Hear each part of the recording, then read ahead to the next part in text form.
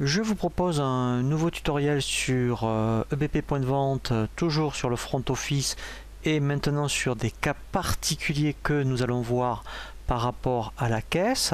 Donc là nous allons voir, admettons, lorsqu'un client vous passe donc une commande et donc il revient quelques jours plus tard pour vous retourner un article, et donc lui après vous allez donc gérer un avoir et nous allons voir ensuite comment après il peut vous régler lors de sa prochaine visite avec son avoir.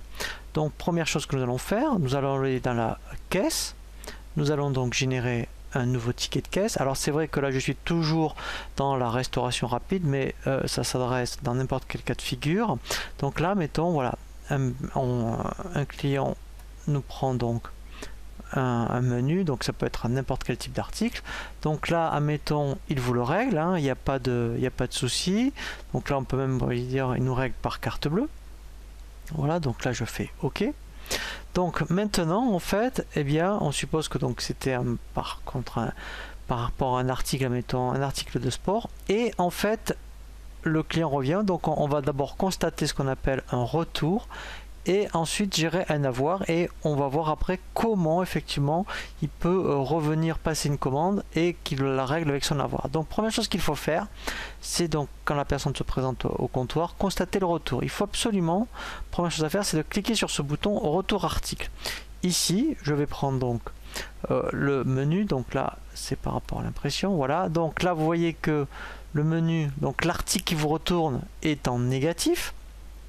Voilà, et du coup en fait donc après on pourrait soit faire un remboursement, donc on verra aussi ce cas de figure. Là en fait on va le gérer comme un avoir, comme ça en fait on va proposer au client que lors de sa prochaine commande il peut donc régler avec cet avoir. Donc du coup ici vous avez un bouton en fait, voilà, vous voyez en dessous d'ailleurs de la petite flèche qui s'appelle avoir. Donc là on va constater son avoir, donc là on fait OK.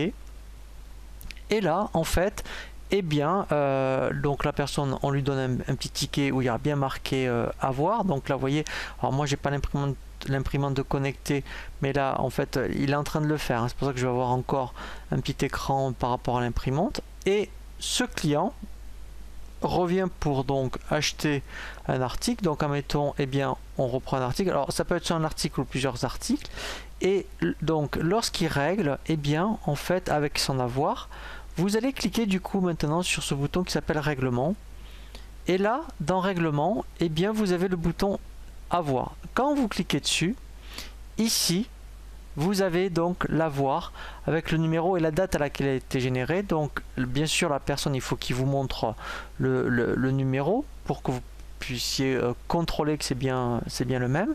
Et là tout simplement vous allez donc sélectionner l'avoir en question, et là voilà, donc là vous voyez c'est bien indiqué règlement avec l'avoir, et quand je fais donc valider, directement la commande est réglée directement avec l'avoir qui a été créé. Voilà, donc là il essaye de l'éditer. Voilà, donc en fait vous voyez c'est relativement simple à mettre en place. Il faut être un peu procédurier sur la démarche.